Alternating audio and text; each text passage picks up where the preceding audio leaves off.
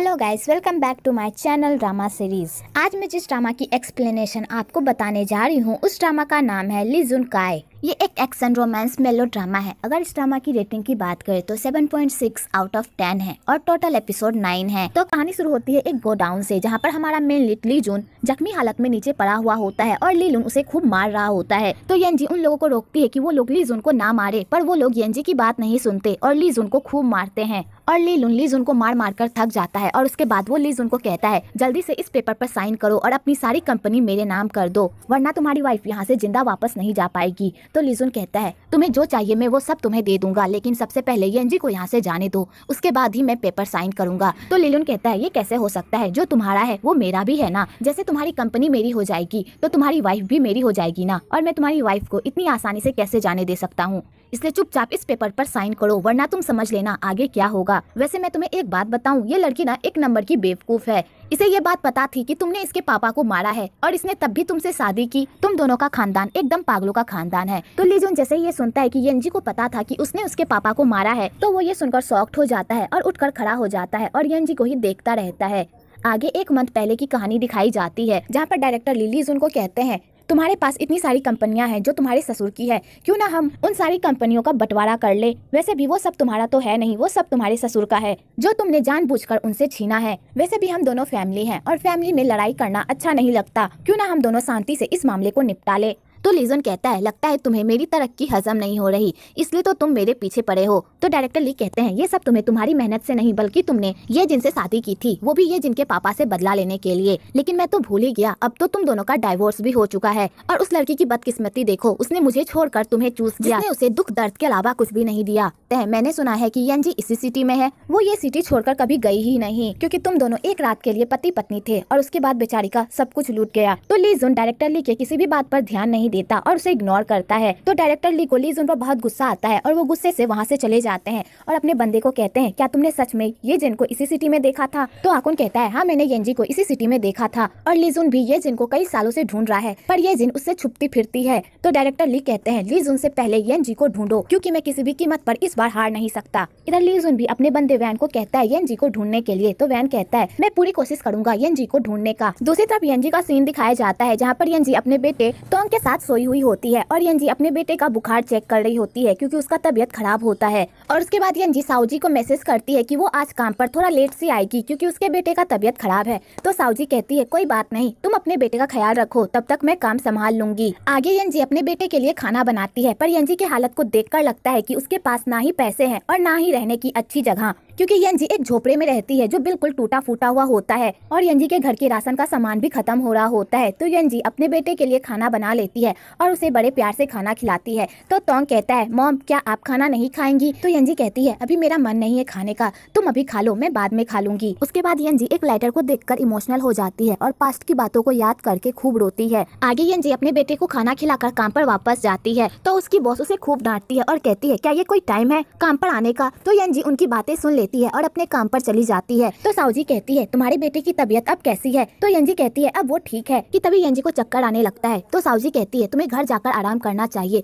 तुम क्यों काम पर आ गई। तो येंजी कहती है अगर मैं काम नहीं करूंगी तो मैं अपने घर का खर्चा कैसे चलाऊंगी। तो साऊजी कहती है मुझे तुम्हारी समझ में नहीं आती, तुम्हारी इतनी अच्छी क्वालिफिकेशन है, तुम्हें तो कहीं पर भी अच्छी जॉब मिल जाएगी, लेकिन पता नहीं तुम यहीं पर जॉब करना क्यों चाहती हो, क्या तुम किसी से भाग रही हो या कुछ और। तो येंजी कहती है तुम कुछ ज्यादा ही सोच रही हो, ऐसा कुछ भी नहीं है। कि तभी बॉस येंजी को बुलाती है और कहती है एक कस्टमर आया है, जाकर उसे अटेंड करो। तो येंजी उस कस्टमर को अटेंड करने जाती है, तो वो बंदा कोई और नहीं ली जुन का राइट हैंड वैन होता है। तो वैन येंजी को कहता है मेरा नाम वैन है और मैं ली जुन के लिए काम करता हूँ। तो येंजी जैसे ही ली जुन का नाम सुनती है तो उसे पास्ट की बातें याद आने लगती है, जब येंजी के पापा ने ली जुन से पूछा था कि तुम येंजी से शादी करना क्यों चाहते हो, अगर तुम येंजी का पीछा छोड़ दोगे तो इसके बदले मैं तुम्हें मुंह मांगी कीमत दूंगा। तो ली जुन कहता है मुझे कुछ भी नहीं चाहिए, मुझे सिर्फ येंजी चाहिए, क्योंकि मैं येंजी से बहुत प्यार करता हूँ। आगे येंजी के पापा बीमार होते हैं और येंजी को यहाँ से भाग जाने को कहते हैं। तो येंजी अपने पापा की बातों को याद करके वहाँ से भाग जाती है। तो बॉस उसे रोकने की कोशिश करती है, पर येंजी उसकी एक भी नहीं सुनती और वहाँ से चली जाती है। कि तभी रास्ते में उसे साऊजी मिल जाती है और कहती है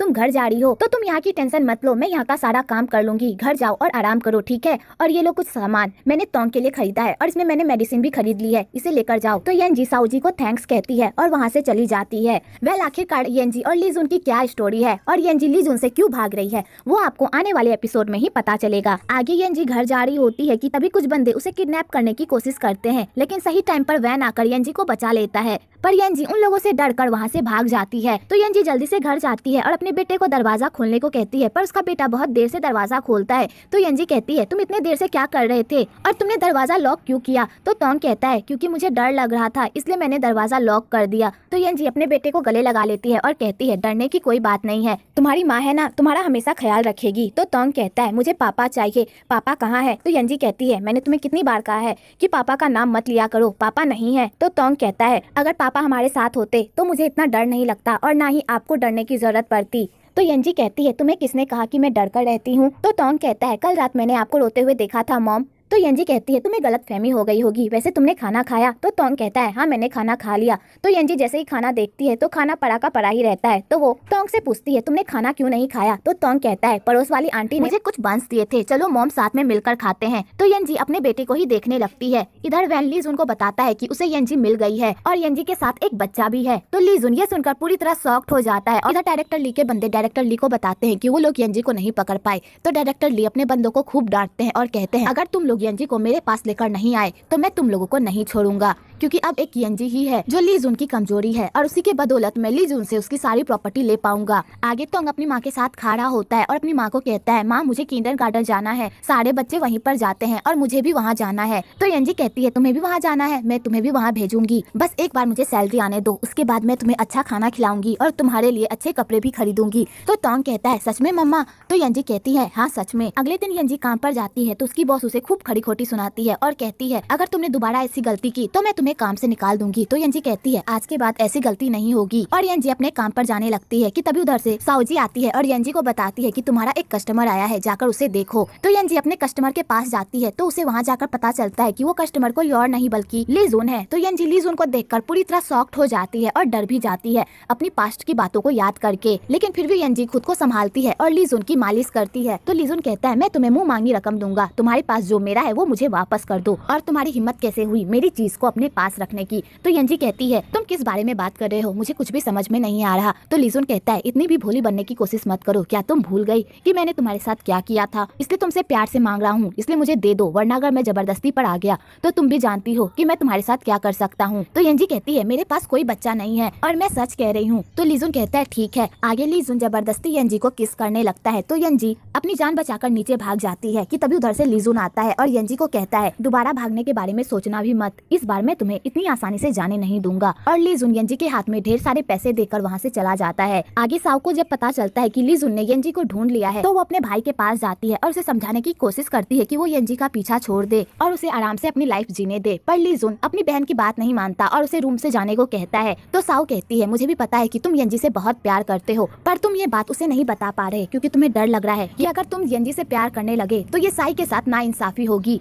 लेकिन तुम कब तक साई के प्यार को अपने दिल में बोझ बनाकर रखोगे, प्लीज उसे जाने दो। साई भी यही चाहती है कि तुम येंजी के साथ खुश रहो। तो लीजुन कहता है अपनी बकवास बंद करो और यहाँ से जाओ, मैं उससे वो चीज छीन कर रहूंगा जो उसने मुझसे चुराया है और मैं उसे कभी भी माफ नहीं कर सकता। तो साओ कहती है तुम कब तक अपने आप से झूठ बोलोगे, तुम भी उससे प्यार करते हो और उसे खोना नहीं चाहते, इसलिए उसका पीछा करते हो ना, समय रहते सुधर जाओ, कहीं तुम्हें बाद में पछताना ना पड़ जाए। और ये कहकर साओ वहाँ से चली जाती है। आगे लीजुन अपनी पहली बीबी की फोटो देखता है और उसके बगल में ही येंजी की भी फोटो होती है जिसे उसने ब्लैक कपड़े से कवर किया होता है। तो लीजुन साई की फोटो को देखकर अपनी पास्ट की बात को याद करता है जब किसी गुंडे ने साई को किडनैप कर लिया था जब वो प्रेग्नेंट थी और उसे चाकू मारकर उसकी हत्या कर दी थी। तो लीजुन अपनी बीबी की ऐसी हालत देखकर पूरी तरह टूट गया था। आगे लीजुन येंजी के बारे में सोचता है जब वो येंजी से पहली बार मिला था। एक्चुअली लीजुन येंजी से पहली बार एक प्ले में मिला था और वहीं पर इन दोनों को पहली नजर में ही एक दूसरे से प्यार हो गया था। आगे लीजुन सिगरेट पी रहा होता है तो येंजी को लीजुन का सिगरेट पीना बिल्कुल पसंद नहीं आता। तो लीजुन ये सब समझ जाता है और येंजी को लाइटर दे देता है और कहता है अगर तुम्हें मेरा स्मोक करना पसंद नहीं है तो आज के बाद मैं स्मोक नहीं करूंगा, ये लो लाइटर और इसे अपने पास रखो। तो येंजी ये सब देखकर खुश हो जाती है।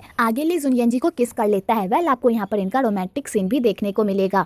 आगे येंजी काम से आती है तो वो देखती है कि उसके बेटे ने अपना पूरा हाथ जला लिया है। तो येंजी ये देखकर पूरी तरह शॉक्ड हो जाती है और अपने बेटे को लेकर हॉस्पिटल जाने लगती है कि तभी रास्ते में उसे वैन मिल जाता है। तो यंजी वैन को कहती है इस बच्चे के बारे में ली जुन को मत बताना। तो वैन कहता है ठीक है, लेकिन इससे पहले मैं आपको हॉस्पिटल छोड़ देता हूँ। आगे वो सब हॉस्पिटल जाते हैं और डॉक्टर बच्चे का ट्रीटमेंट करते हैं। तो वैन कहता है भाभी प्लीज डायरेक्टर ली को गलत मत समझिए, वो आपको फॉलो इसलिए करते हैं क्योंकि उन्हें आपकी चिंता है। आपको डायरेक्टर ली तो याद ही होगा ना, डायरेक्टर ली जुन के लिए बहुत सारी प्रॉब्लम्स खड़ी कर रहे हैं और डायरेक्टर ली आपको ढाल बनाकर ली जुन की सारी प्रॉपर्टी हथियाना चाहते हैं, इसलिए ली जुन आपका पीछा कर रहा है ताकि आप सेफ रहें। तो यंजी कहती है वैन तुम्हें गलतफहमी हो गई है, ली जुन की नजरों में मेरी कोई कीमत नहीं, अगर डायरेक्टर ली मुझे किडनैप भी कर ले तो भी ली जुन को कोई फर्क नहीं पड़ेगा। तो वैन कहता है लेकिन तियान तो ली जुन का बेटा है ना, आपको नहीं लगता कि इन सब की वजह से तियान खतरे में आ सकता है। अगर डायरेक्टर ली को इस बारे में पता चल गया कि तियान ली जुन का बेटा है तो डायरेक्टर ली तियान को ढाल बनाकर ली जुन से बदला ले सकते हैं। तो यंजी कहती है ली जुन मुझे फिर से टॉर्चर करने के लिए अपना तरीका बदल रहा है और वो इस बच्चे को ढाल बनाकर मुझे फिर से टॉर्चर करेगा। तो वैन कहता है आप ली जुन का टेम्पर जानती ही है ना, अगर आपने उन्हें उनका बच्चा नहीं दिया तो वो पता नहीं आपके साथ क्या करेंगे, इससे अच्छा होगा कि आप उन्हें उनका बच्चा दे दीजिए। तो यंजी कहती है मैं किसी भी कीमत पर अपना बच्चा उसे नहीं दूंगी। तो वैन कहता है ठीक है, मैं आपका कार में वेट कर रहा हूँ, अगर आपको किसी चीज की जरूरत पड़े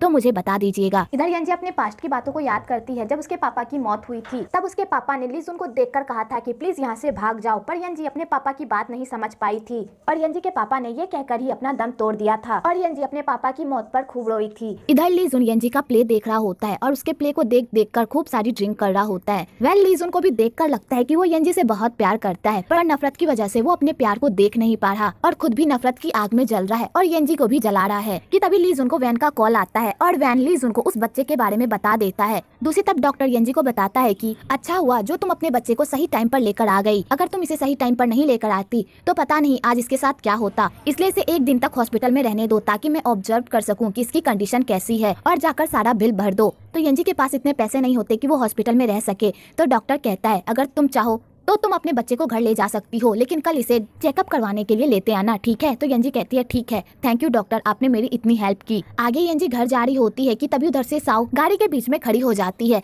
तो वैन गाड़ी रोक देता है। आगे साउ यंजी को समझाने की कोशिश करती है कि वो ली जुन का बच्चा उसे दे दे, पर यंजी देने से मना कर देती है। तो साउ कहती है तुम्हारे पास इतने पैसे नहीं है कि तुम तियान का परवरिश कर सको, इसलिए तुम तियान को ली जुन को दे दो क्योंकि ली जुन उसकी अच्छी परवरिश कर पाएगा। तो यंजी कहती है मैं उसकी माँ हूँ, मैं किसी भी कीमत पर अपने बच्चे को किसी और को नहीं दूंगी, चाहे मुझे कितनी भी मुश्किलों का सामना क्यों ना करना पड़े, मैं अपने बच्चे को अकेले ही पालूंगी। तो साओ कहती है तुम कैसे पालोगी अपने बच्चे को, उसे हमेशा रूम में बंद करके, तुम्हें पता है ना ली जुन का टेम्पर, वो कभी भी अपने बच्चे को तुम्हारे पास नहीं छोड़ेगा, इससे अच्छा तुम खुद ही उसे उसका बच्चा दे दो और अपनी लाइफ आराम से जियो। तो यंजी यही कहती है कि मैं उसकी माँ हूँ और मैं अपने बच्चे को नहीं छोड़ूंगी। तो साओ कहती है तुम्हें पता है कल मैंने कितनी मुश्किल से अपने भाई को रोका है, कल ही आकर वो तुमसे तुम्हारा बच्चा छीन कर लेकर चला जाता, उसके गुस्से का सामना करने से अच्छा है कि तुम उसे उसका बच्चा दे दो। तो यंजी देने से मना कर देती है। तो साओ भी यंजी को समझा कर थक जाती है और बेचारी वहाँ से चली जाती है। इधर ली जुन एक कमरे के बाहर ही चक्कर लगा रहा होता है और उस रूम में जाने की कोशिश करता है पर वो नहीं जा पाता कि तभी उधर से वैन आता है और उसे बताता है कि वो बच्चे को लाने में कामयाब नहीं हो सका। तो ली जुन कहता है जब तक तुम उस बच्चे को यहाँ पर लेकर नहीं आ जाते तब तक तुम मुझे अपनी शकल मत दिखाना, समझे, यहाँ से जाओ। तो वैन कहता है ठीक है और वो वहाँ से चला जाता है। अगले दिन डायरेक्टर ली यंजी के अड्डे पर जाते हैं उसे ढूंढने के लिए, पर वहाँ पर उन्हें कुछ भी हासिल नहीं होता और उन लोगों को मायूस होकर वहाँ से जाना पड़ता है। इधर ली जुन भी यंजी से मिलने के लिए उसके घर जाता है। तो ली जुन यंजी के घर की ऐसी हालत देखकर पूरी तरह शॉक्ड हो जाता है कि वो दोनों इतने छोटे से घर में एडजस्ट कैसे कर रहे हैं और अपनी जिंदगी का गुजारा कैसे कर रहे हैं। कि तभी उधर से यंजी अपने बेटे के साथ घर वापस आती है कि तभी ली जुन की नजर उस छोटे से बच्चे पर पड़ती है। तो ली जुन उस बच्चे की तरफ बढ़ने लगता है तो यंजी ली जुन को रोकती है और कहती है प्लीज हमारा पीछा करना छोड़ दो। तो ली जुन उसकी एक बात भी नहीं सुनता। तो यंजी ली जुन को रोकने की कोशिश करती है तो ली जुन यंजी को नीचे गिरा देता है और उस बच्चे के पास जाता है। तो यंजी ली जुन से कहती है ये बच्चा तुम्हारा नहीं है, प्लीज हमारा पीछा छोड़ दो, पर ली जुन यंजी की भी नहीं सुनता। तो यंजी ली जुन से अपने बच्चे को बचाती है। तो ली जुन यंजी से पूछता है इस बच्चे का बाप कौन है, और यहीं पर पार्ट 1 खत्म होता है। आखिरकार ली जुन यंजी से बदला क्यों ले रहा था और उसने उसकी जिंदगी नर्क क्यों बनाई थी वो आपको आने वाले एपिसोड में ही पता चलेगा। तो इसलिए जल्दी से मेरे चैनल को सब्सक्राइब करें और बेल आइकन को दबाना तो